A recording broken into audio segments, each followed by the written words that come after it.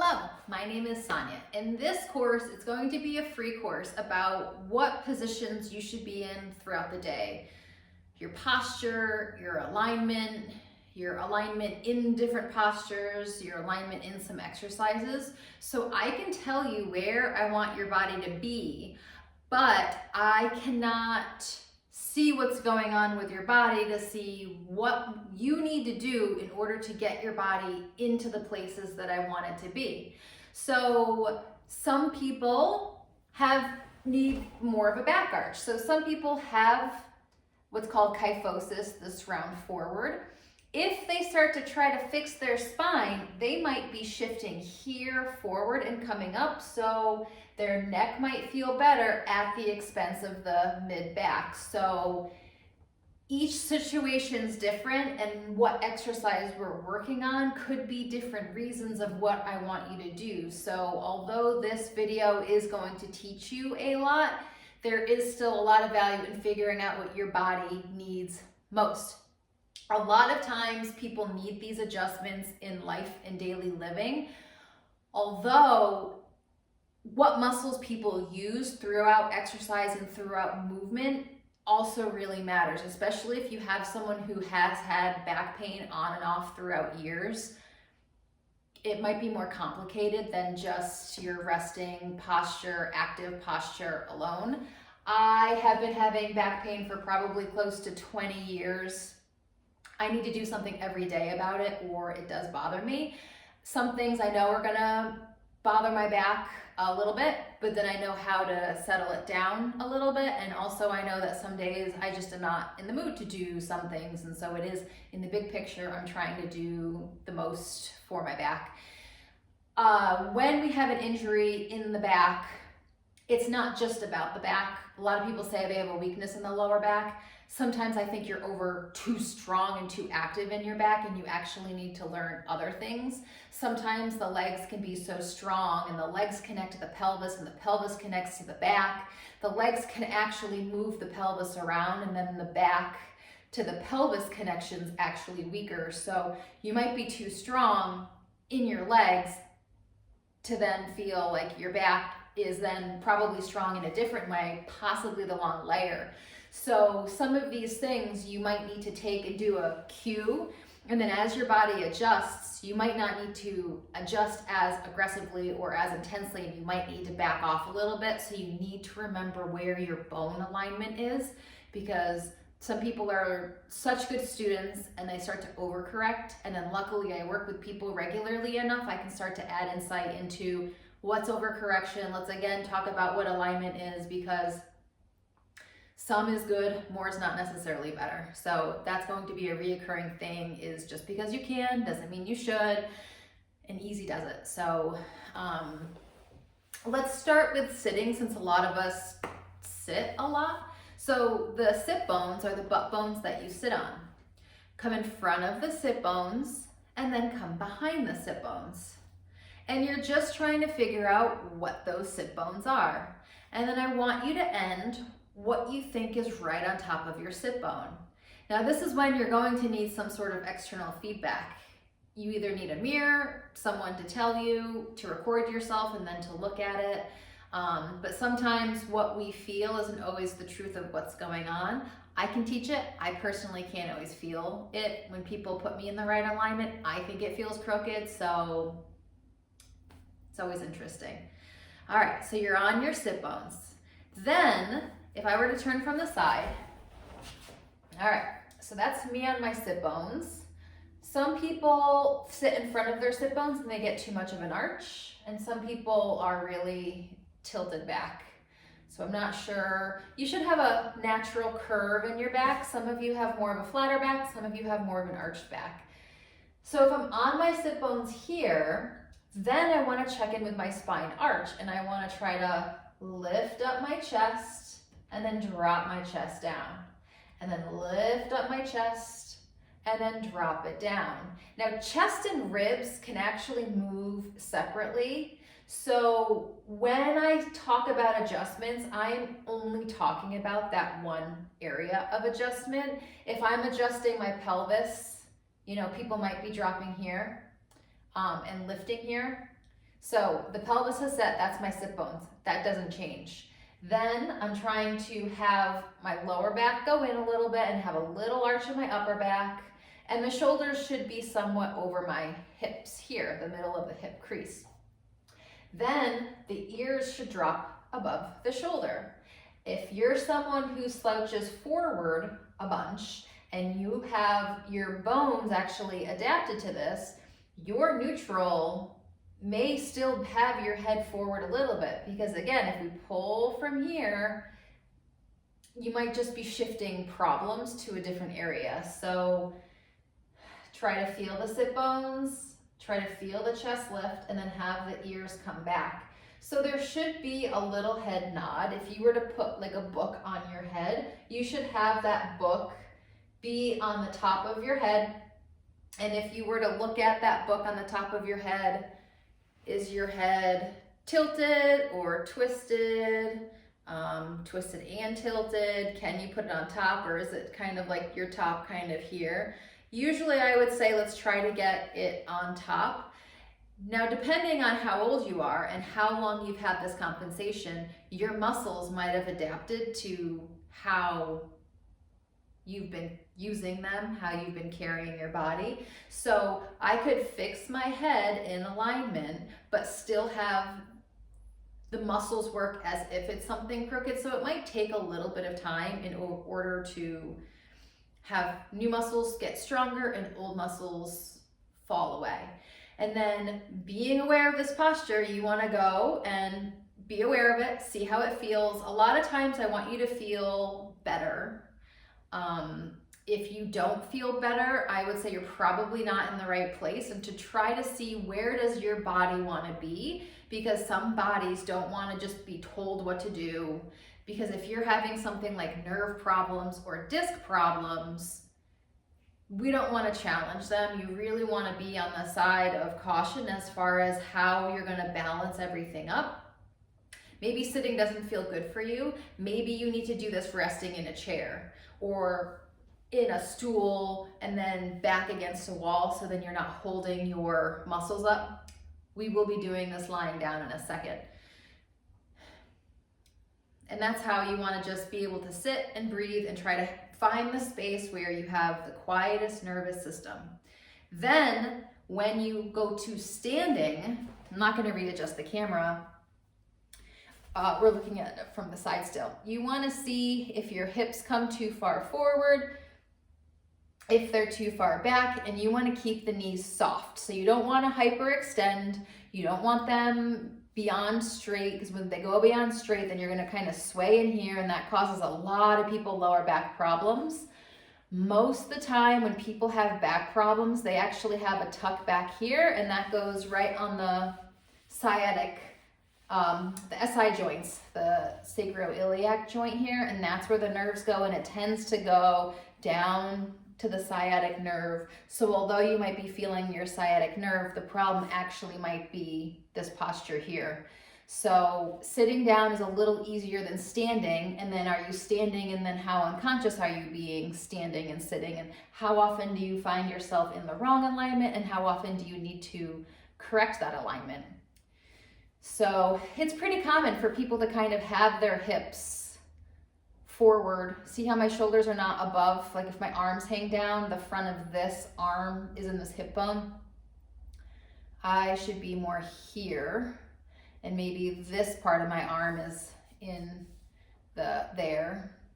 Then I want to lift my chest up a little bit and then lift my head up a little bit. And I can't turn the camera because it doesn't adjust. It'll stay sideways. So I'll bend here. So it's the same: ears over the shoulders, over the middle of the rib cage, over the hips, and then down to my ankles, and then feet is the plumb line.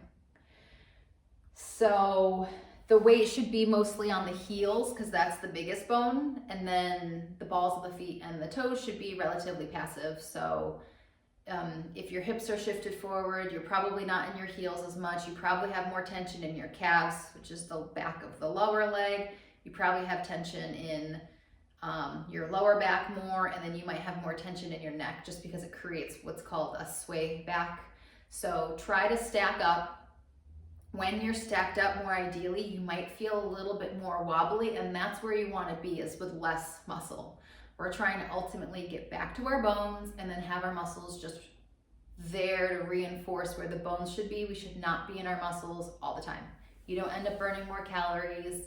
You actually just create more tension in the body, because when your muscular system starts to lead too much, you start to overcorrect problems and then start to run into other issues. So looking at you from the front, when you stand, are your legs similar lengths? Because a lot of times I see people with back issues, disc issues, and a lot of pain, and their hips are so uneven, and their doctors never looked at that. And I send them to an osteopath to go get an adjustment of the legs, or whoever they can find. So looking at the hip bones here and here, and if you have one up more than the other, you want them to be level. So I might have like a yoga mat or a pad, and I would put it under the shorter leg to have them stand on it. And sometimes they might start to feel that, oh yeah, I really don't have much pressure in the shorter leg. And some people might need a mat or two mats. And so you might need to kind of take a piece of a yoga mat and fold it in half. And this might be the thickness difference of your legs, or this might be the thickness difference of your legs. And so if you are resting in an unequal surface, I don't know if it's going to bother your knees, your hips, your back, your neck, your shoulders. We never get to choose where our weakness is. So when you're standing, that's something to look for. Also, when you're standing, you want to look at the alignment of hips, rib cage, shoulders. I always kind of look at like the jawline and like the headline, whether you have that tilt going on. So some people have a shift going on, and if their arms hung down, see how like this would have space and this would kind of be in front of me. So having the ribs balanced. If your shoulders are off, see if they're off from the shoulders or see if they're off from the rib cage, because sometimes the shoulders look uneven, but it's actually coming from the rib cage. And sometimes my rib cage is fine, but my shoulder's up. And is the head in equal spacing between the shoulders? Sometimes people have a really tight neck and the head might be shifted, and the head could be actually in line over the pelvis, but then the vertebrae and the spine is actually shifted over. You never know where you're going to feel the pain though. So all of these things are just to look at. When you're standing too, depending on if your legs are hyperextended or not, you might be fine sitting, and then when you come and stand, you might have this shift going on. So just because you have this shift going on doesn't mean you're always going to have pain. Sometimes the nervous system just stops communicating because it's a little bit in overwhelm, and pain is usually tightness coming from somewhere, not necessarily where you feel the pain is the problem. And often I try to leave the pain site alone. I try to work around it. What muscles meet up around it? What is that pain site? Is it a nerve? I'm going to leave nerves alone. We want to respect nerves because you can go and do damage. So for example, if my sciatic nerve, which tends to be in the butt lower back, it can refer up, it can refer sideways, it can go down your leg, the back of your leg, it can go down the calf, it can go into your foot. It could be incredibly painful because you're not in the right alignment in your SI joint, which is where the spine and the pelvis meet, but then you might feel it referring down. So if I go in there with a lacrosse ball or something pretty aggressive because I feel that nerve pain in there, you're just gonna change the nerve. You might make that nerve get quiet, but you didn't change the pressure on the nerve higher up, which is actually where the problem is. So by trying to be aware of this alignment and readjust, It might help take some of the pressure off. And then in the other course in this back, I'm going to talk about ways to release it, other strategies to get into, but this is just the basics how we should live.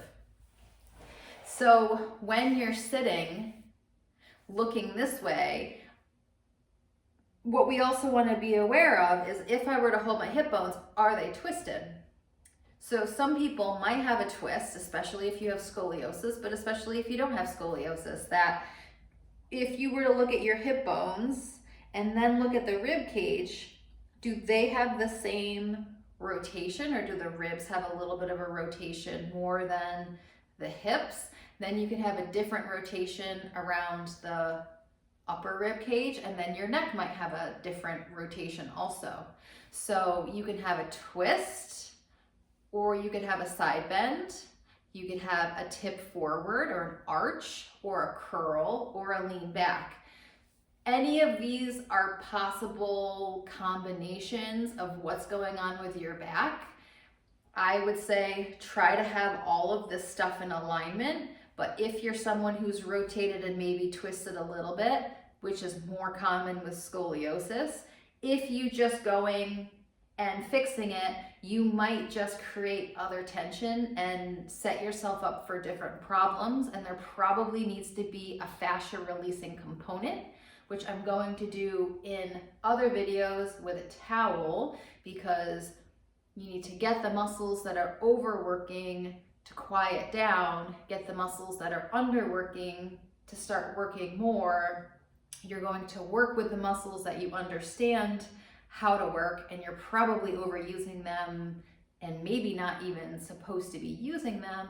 And then we have to teach these other quieter, shy muscles who always look for the least path of resistance, who probably should be working and stabilizing, aren't, because these other dominating muscles are overworking and compensating.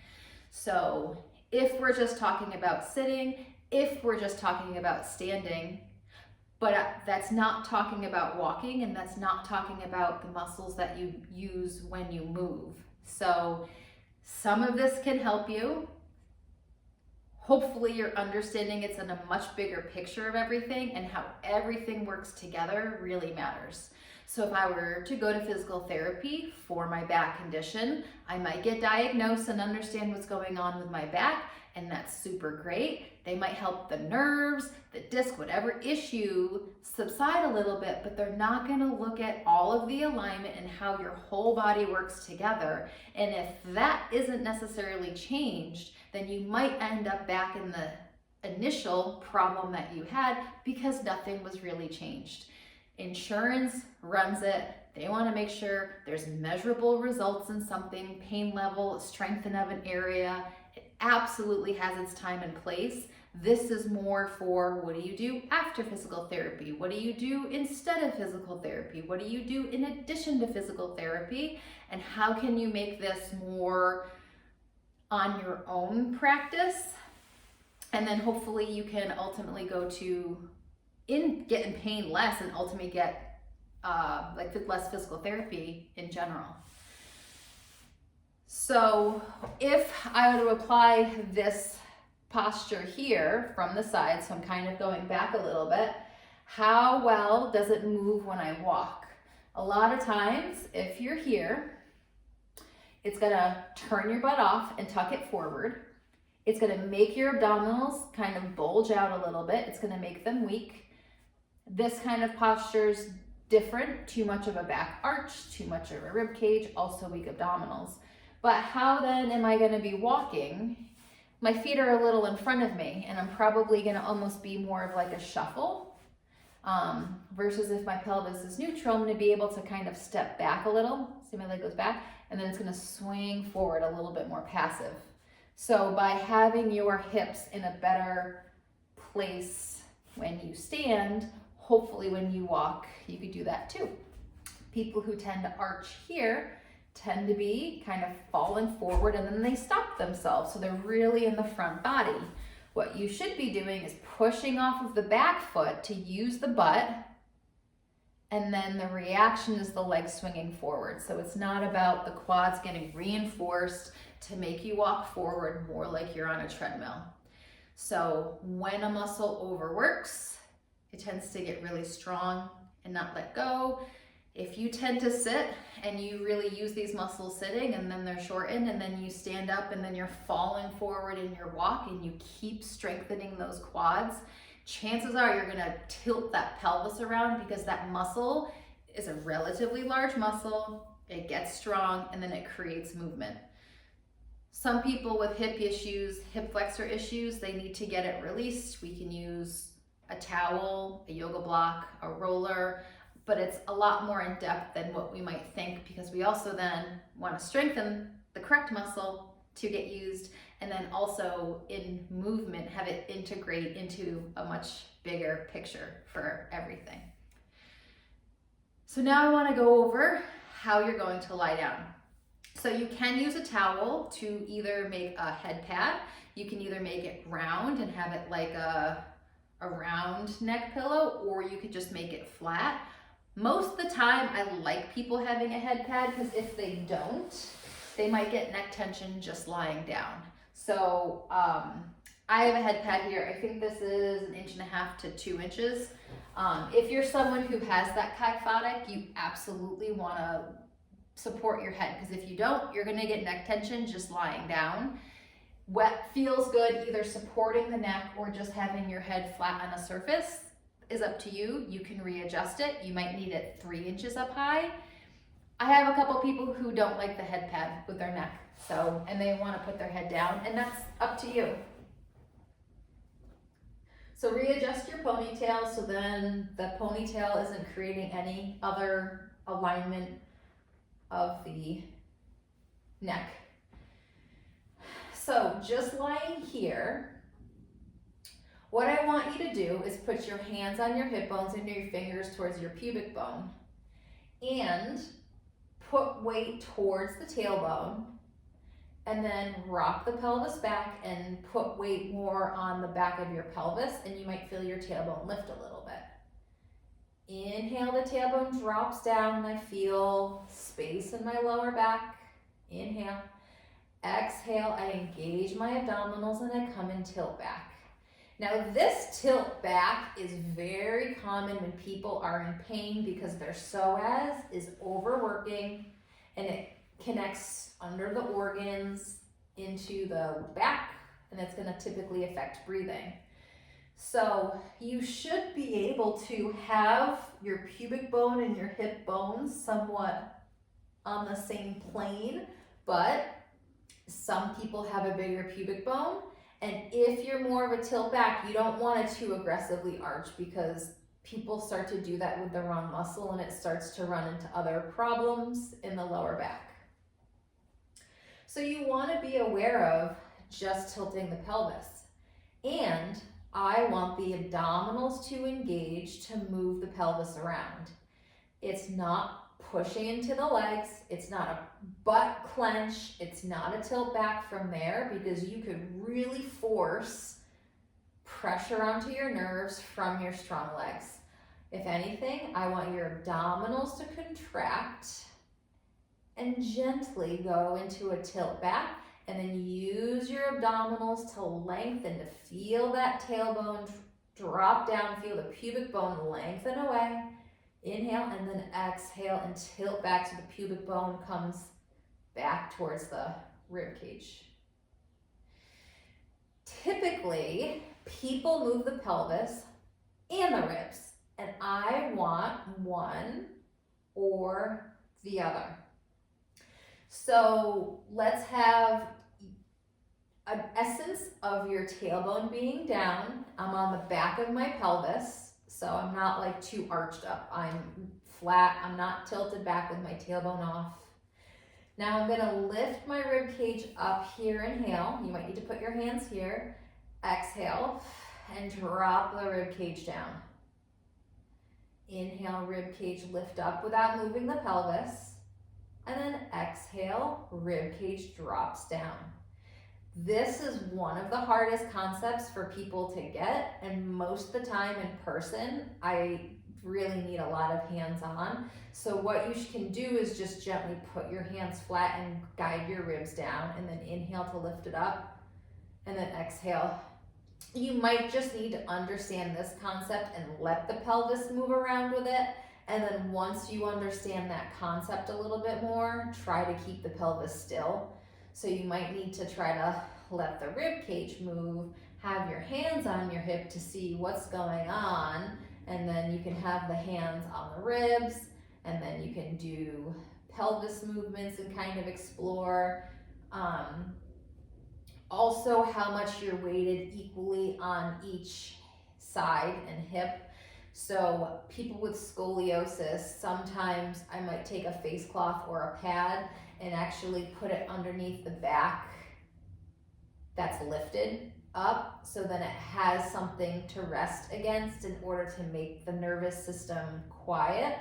But every once in a while, instead of putting it on the side that's lifted, I actually need to put it on the side that's too dropped, because then it kind of brings it up to even it out in a different way. And sometimes hips need to be stabilized one side more than the other, or upper shoulder blade back area needs to have a little pad. So I might have someone with a pad underneath the right lower back, and then someone with a pad on the upper side of the left upper back for a little while, and then sometimes I can take it out. So I might need to lift up and look, keep my hips from twisting, keep my pelvis still, keep my rib cage down, and then check in with my shoulders that they're not up towards my ears, that they're down away from my ears, towards my feet, but not over depressed down. And then is my neck in a relatively passive position just to lie here?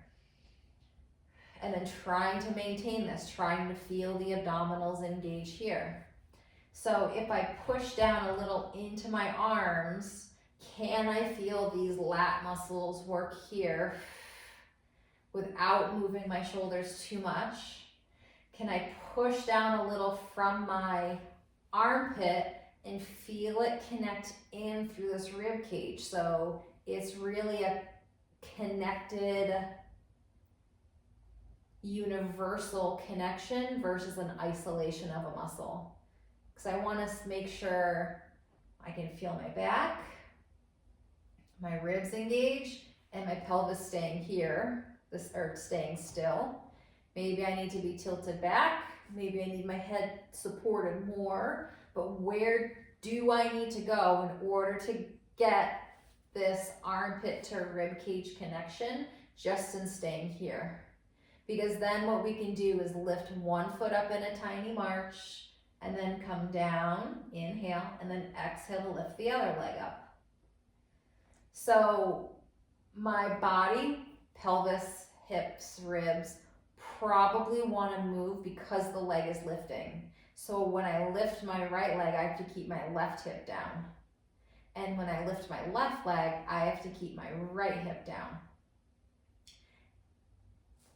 You might even need to lift your head and support it and kind of see what's going on at the hips, because you might not feel, and you want to only lift your foot a little bit. You don't get more points because you lift your leg up more. We want to go in deeper, and the more advanced you get, the less you lift. So if you're a beginner, you're not doing big marches either. You want to breathe first, then move. Inhale, exhale, breathe first, and then lift the other leg, and then inhale. So I always think of this as kind of like the push button setup, and then the movement happens first. Most times people who have back problems don't stabilize first from the abdominals when they move. Then they move from their big muscles. The big muscles say, we have it, we don't need any stabilizers, and then the abdominals and stabilizers don't work. If you're doing it the right way, you might even feel a little bit of muscles shaking, and that's not just weakness, that's also what slow twitch muscles do, is have this little vibrate shake, And that's what tells you that you're working in this transverse abdominis that wraps around. When you do curl-ups, you only work the rectus, and that doesn't have any vertebral stabilizing effects, so we're trying to get this compressive around as we're just trying to stabilize here.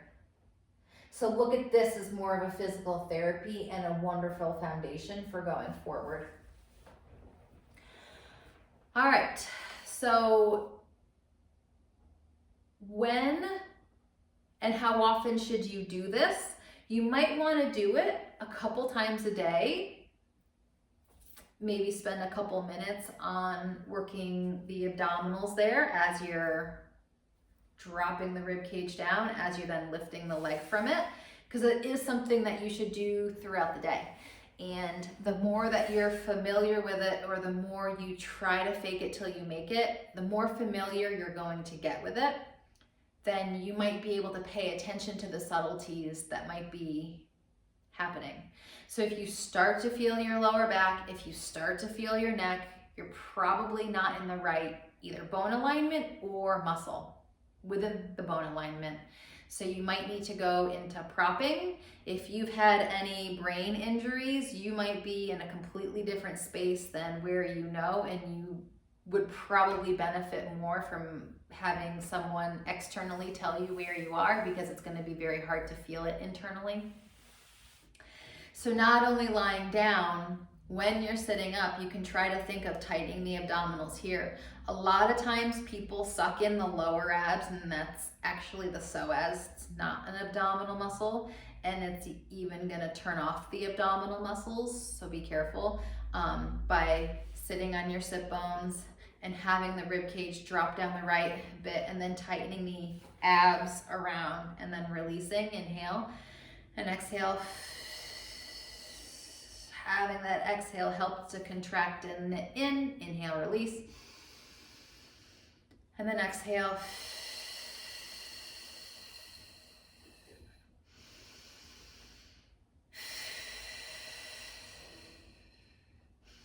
So right now I'm using breath to get a contraction with my abdominals. That could be the best foundational contraction of your abdominals, especially if you're post-surgery, postpartum. Also, when you breathe is how you exhale your calories. So breathing is actually really important. And inhale through the nose, exhale through the mouth. Don't tense other places, because if you're forcing too much out of the face, you're taking away from your diaphragm. We want to be breathing from the diaphragm more than from the chest, because all of these things are going to affect movement, because muscles typically create movement, and what we're moving and where there's too much movement and not enough stabilization tells me a lot about what muscles you're using. Because sometimes people can be in pretty good alignments and be using the wrong muscle, and the way that a shirt might wrinkle or something might shadow, or the lines of pull on a shirt, or a visual off is usually how you can look off, or what we can use to gauge looking off. So you can look in a mirror, you can look in your shadow, and it might really tell you a lot about how you move. So one thing I didn't talk about was when you walk, how much do your hips shift side to side? And you don't really want them shifting side to side too much. You want to be using these side butt muscles to be stabilizing more. So when you walk, there could be a little bit of a kind of like a figure 8 action as you're walking, but sometimes people's hip shifts out. Like my right hip shifts out when I walk. I have right back pain and I have right hip pain. So I know better than to keep it balanced, because I also feel it in my knee. So if I can't fix my walk, what I can do is then choose exercises that'll strengthen the muscles that I want, isolating them, then trying to integrate them, and then trying to keep mixing up into different combinations so I don't get bored, and then seeing if my walk can improve. So I hope this helps for everyone. Truth be told, it can be really hard to figure out what's going on in your back, even with a diagnosis. But really, you want to let pain be your guide, and you might need more than just strengthening. You need fascia releasing. And so in my other courses, we're going to be using a towel to support us, using a towel to release different parts of us. And it's going to go into not just the back, but it's going to go into the abdominals and the core and the legs, because everything affects the back. And so I'm going to have courses for all different parts of the body, but they all reinforce different parts. And then after the initial course load, then it's going to be a great whole body awareness, and then work on to then weights and resistance band and other props. So if you have any questions, feel free to email me, give me feedback. It's always interesting because I work one-on-one with people, so we have these conversations of what they're doing wrong and what the confusion is and why there's so much misinformation out there. And that's what these courses are for, is to try to just stop all of the sales approach and all these gimmicks and, you know, buy this tool or go to this person, and hopefully put it more into what you can do for yourself. So it is going to require some discipline and knowledge, because I can't just tell you what to do and have you then understand it throughout life. You have to understand the whys and the hows, and then people typically understand better and then have a much higher success rate. So keep going, keep trying the courses, hope to see you again. And if not, I hope this just helped you, and please feel free to share it with anyone, because I want anyone to know this knowledge, because you should be living life like this. All right, thanks, bye.